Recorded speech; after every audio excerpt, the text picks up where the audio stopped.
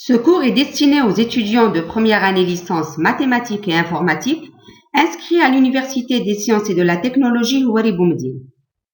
L'intitulé du module est OPM, Outils de programmation mathématique. À l'USTHB, on traite dans ce module la calculabilité et la programmation fonctionnelle.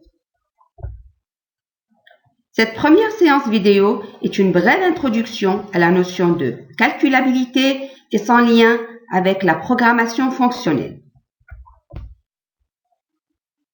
Pour commencer, revenons au premier semestre.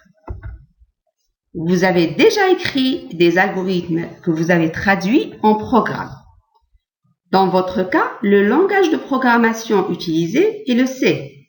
En fait, ce choix n'est pas arbitraire. Le C a été choisi pour des raisons pédagogiques, car sa syntaxe est proche de l'algorithmique. Il permet aussi de reproduire toutes les étapes d'un algorithme, de la déclaration aux différentes instructions comme l'affectation, les boucles, etc. Il n'y a pas que le C qui permet de faire ça. On peut trouver aussi Pascal, Basic, etc. Cette famille de langages de programmation qui consiste en une séquence d'instructions qui modifie l'état de la mémoire au fur et à mesure de leur exécution sont appelés langages impératifs. Et on peut aussi les inscrire sous le nom de paradigme de programmation impératif. Le mot paradigme ici veut dire modèle. Il existe plusieurs modèles de programmation autres que l'impératif. Nous allons nous intéresser à un autre paradigme dans ce module qui est la programmation fonctionnelle.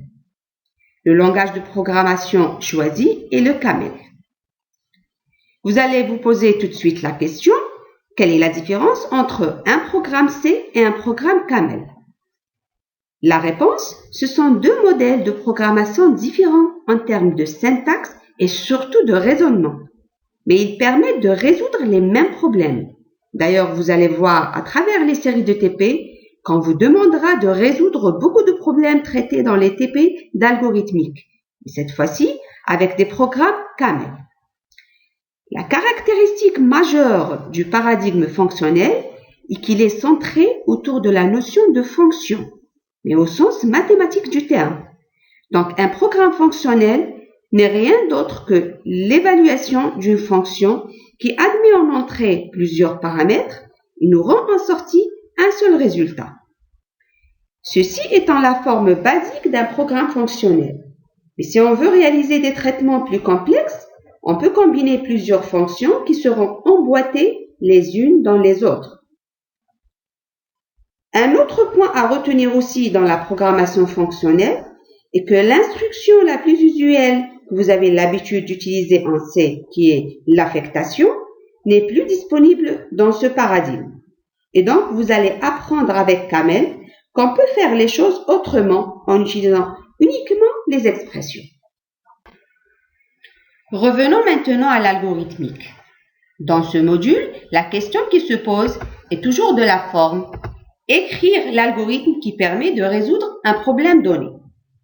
La réponse passe par une étape de réflexion à l'issue de laquelle on obtient les opérations ou encore les instructions qui permettent d'obtenir les résultats souhaités à partir des données du problème. Et donc en entrée, nous avons un problème et en sortie, nous avons une solution. Dans cette situation, ça sous-entend qu'il existe une solution informatique à ce problème et on nous demande juste de la retrouver. Malheureusement, dans la nature, il existe des problèmes qui n'ont pas du tout de solution informatique, même si on dispose du matériel le plus sophistiqué. D'où la question, existe-t-il un algorithme qui calcule une solution à ce problème? Ou tout simplement, ce problème est-il calculable? La réponse à cette question est l'objectif de la partie cours de ce module. Pour illustrer cette notion de calculabilité, prenons deux exemples. Dans le premier, on veut écrire l'algorithme qui calcule la parité d'un entier. Pour ce faire, il suffit de calculer le reste de la division de cet entier par 2. Si c'est 1, il est impair, sinon il est pair. Ce qu'il faut remarquer à ce niveau est que, quelle que soit la valeur de cet entier, on a forcément un résultat.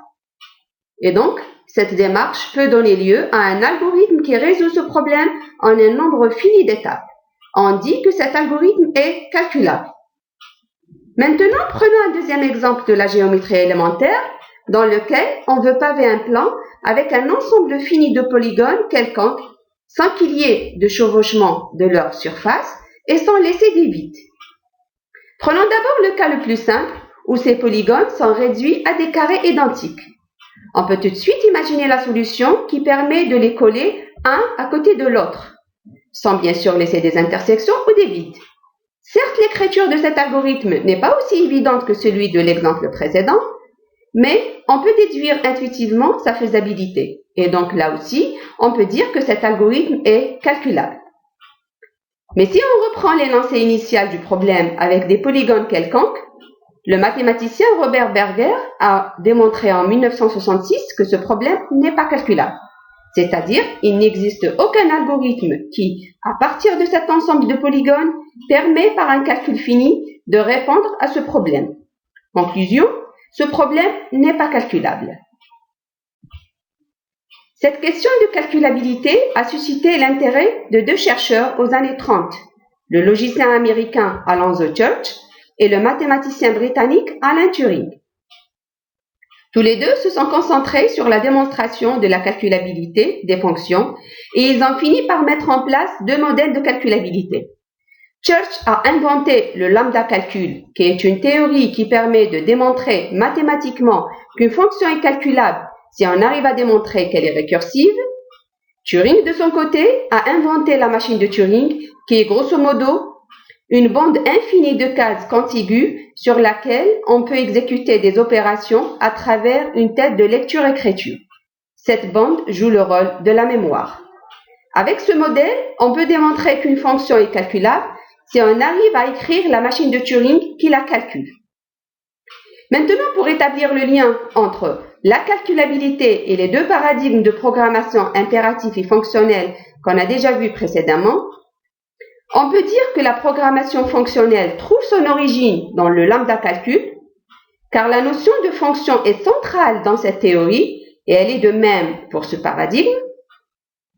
Et on peut dire aussi que la programmation impérative est une évolution de la machine de Turing qui utilise plutôt le concept d'instruction qui s'exécute sur une mémoire.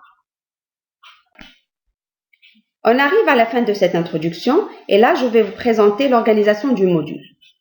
Pour le cours, nous avons deux parties scindées en deux chapitres. Dans le premier chapitre, on verra les fonctions récursives et dans le deuxième chapitre, on verra la machine de Turing. La durée du cours est de 1h30 par semaine. Par contre, ce module n'a pas de TD et donc les séries d'exercices seront traitées à la fin de chaque chapitre dans la séance du cours. Pour les TP, c'est une séance par semaine dans laquelle on apprend à écrire des programmes fonctionnels avec le langage Camel. En tout, il y a 4 séries dans lesquelles on verra les expressions, les fonctions simples, les fonctions récursives et les listes. Et pour finir, voici quelques références bibliographiques et les liens utiles pour ce module.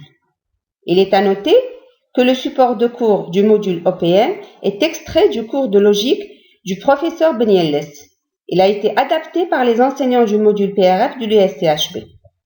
Le fichier est disponible sur la plateforme Moodle du campus virtuel de l'USCHB. Le lien et la clé d'accès sont donnés ici.